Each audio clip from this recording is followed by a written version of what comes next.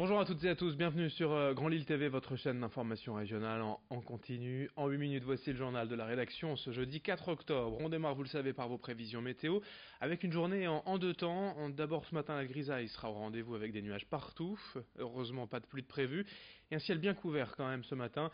Cet après-midi, en revanche, les perturbations vont se dissiper et laisser place à de belles éclaircies. On aura du soleil malgré quelques nuages encore par moment. Les températures, elles seront en hausse aujourd'hui avec 19 degrés cet après-midi à Lille. On en reparle bien sûr après ce journal. À la une, tout d'abord, une information qui semble surgir de nulle part. À la dernière minute, d'ici une semaine, le 12 octobre précisément, les carburants vont changer de nom dans les stations-service. Pourquoi et comment ? La réponse en plateau avec Vincent Vieillard. Ne l'appelez plus jamais essence. À partir du 12 octobre prochain, l'Europe va harmoniser l'étiquetage de ses carburants. Fini le nom clair d'essence ou de diesel. Pour l'essence, vous choisirez les pompes marquées d'un E et entourées d'un rond. Alors ceux qui se servent aujourd'hui du samplon 98 ou du samplon 95 devront choisir du E5. Les voitures qui consomment, elles, du samplon 95 E10, compatible donc avec les voitures fabriquées après 2000 et moins cher que les précédents, sera lui doté d'une étiquette E10. Enfin, pour les quelques véhicules roulant au super-éthanol, son nouveau nom sera le E85. Pour le diesel, ce ne sera pas aussi simple que pour l'essence, puisque c'est la lettre B qui a été choisie, B comme biodiesel. Le logo qui lui est attribué sera lui de forme carrée. Alors le diesel le plus distribué sera lui le B7, puisque composé à 7% de biocarburant. Viennent ensuite le B10, puis le XTL, un diesel de synthèse puisque fabriqué à partir de gaz naturel et d'huile végétale. Enfin, l'affichage des véhicules roulant au gaz change aussi. Fini le GPL, bonjour le LPG ou le GNC qui signifie gaz naturel comprimé. Les logos, eux, seront cerclés d'un losange. À noter que toutes les stations ne seront pas forcément équipées de ce nouvel affichage le 12 octobre prochain. Une période de transition va donc pouvoir se faire tout en douceur afin d'éviter de se tromper de carburant quand on doit faire le plein. Merci Vincent pour ces informations détaillées. On enchaîne de l'essence au fioul avec la campagne annuelle de l'UFC Que Choisir qui depuis 2015 propose aux consommateurs de commander ensemble leur fioul pour l'hiver et ainsi d'alléger la facture. Tout se passe en ligne, il faut s'inscrire sur choisirsonfioul.fr et c'est ensuite l'association qui se charge de négocier le tarif auprès des fournisseurs. Grâce à cet achat groupé, le prix peut sensiblement diminuer pour les consommateurs. En échange, une simple participation de 5 € est demandée. En un an, depuis août 2017, le prix du fioul a explosé de 32% et les taxes également. Voilà donc une solution à envisager pour les quelques 140 000 foyers des Hauts-de-France qui se chauffent encore au fioul. Explication au micro d'Edil Cunaille. Aujourd'hui, le gain depuis le début de l'année pour des gens qui ont fait remplir 2000 litres une cuve, ils étaient aujourd'hui à 70 € de gain c'est une moyenne, 70 €, sachant qu'ils vont sans doute refaire une nouvelle livraison, puisque on a calculé aussi que dans le Nord-Pas-de-Calais, la moyenne de consommation de fuel, c'est 3950 litres par an. Donc vous voyez, c'est deux remplissages de cuves. Donc on peut calculer le gain pratiqué entre 120 et 130 € par an. Donc ça vaut le coup de s'y intéresser. Au chapitre social, à présent, le personnel de l'UTPAS, l'unité territoriale de prévention de l'action sociale de Tourcoing-Mouveau, était en grève hier pour dénoncer des conditions de travail jugées indécentes, des charges de travail. Le sous-effectif et le turnover sont notamment mis en cause. Ils demandent donc l'embauche de personnel en CDD et des créations de postes.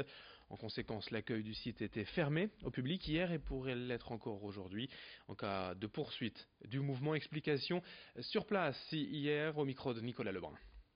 On a un service public qui est en train de péricliter et les collègues sont en train de tirer la sonnette d'alarme puisqu'elles ne sont plus en capacité de bosser convenablement avec les populations qu'elles sont censées recevoir. Que le conseil départemental est chef de file de l'action sociale et donc il a une obligation de moyens pour permettre l'accompagnement éducatif et social et notamment médico-social des populations les plus fragilisées. Et donc les collègues demandent des créations de postes et notamment une création de postes de puéricultrices, d'éducateurs ou éducatrices, d'assistantes sociales et de secrétaires.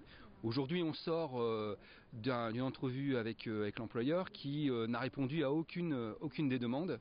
Il s'est engagé sur la pérennisation ou la pérennisation d'un contrat CDD, mais aujourd'hui, il n'y a pas d'engagement pérenne pour que des moyens leur permettent de continuer à faire le boulot normalement.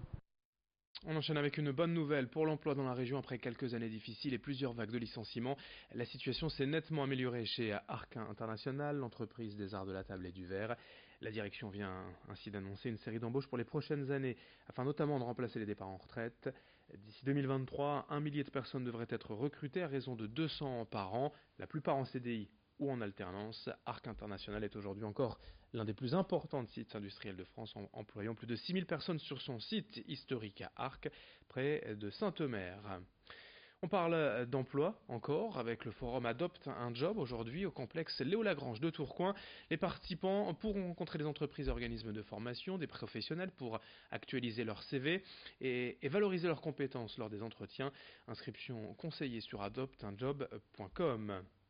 Les retraités en colère vont manifester aujourd'hui à Lille dans le cadre d'un rassemblement éclair ce matin dès 11h devant l'île Grand Palais. Parmi les revendications, la hausse de la CSG et l'augmentation jugée, je cite, ridicule des pensions. Pour finir, ce journal on évoque le budget participatif à Armentières. C'est une première certainement dans la ville et dans la région, peut-être aussi 50 000 € ouverts aux projets individuels, collectifs ou associatifs. Jusqu'au 15 octobre, tous les habitants de plus de 16 ans peuvent présenter leur idée, la seule obligation étant l'amélioration du cadre de vie au profit du plus grand nombre. La ville étudiera ensuite la faisabilité technique du dossier et son coût, sachant que le budget maximal par projet sera de 12 500 € afin de pouvoir en réaliser plusieurs. Pour finir, en février, les Armentiérois devront voter pour leurs idées préférées pour une concrétisation des projets espérés en 2019. Explication avec le maire d'Armentières au micro de Nicolas Lebrun. L'idée que nous avons eue avec l'adjointe à la citoyenneté, Martine Dubreux, c'est de se dire, voilà, il faut que les habitants s'impliquent encore davantage dans leur vie quotidienne, dans leur cadre de vie, dans leur environnement.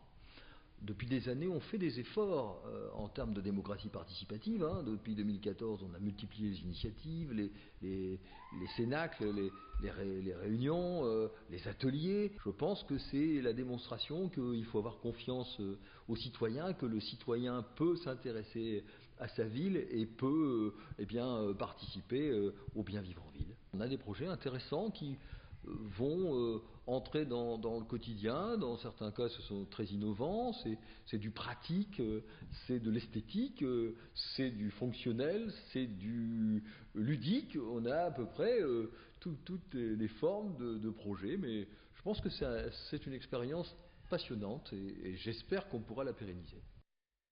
Fin de ce journal, à suivre d'autres informations sur Grand Lille TV. Très belle journée à tous.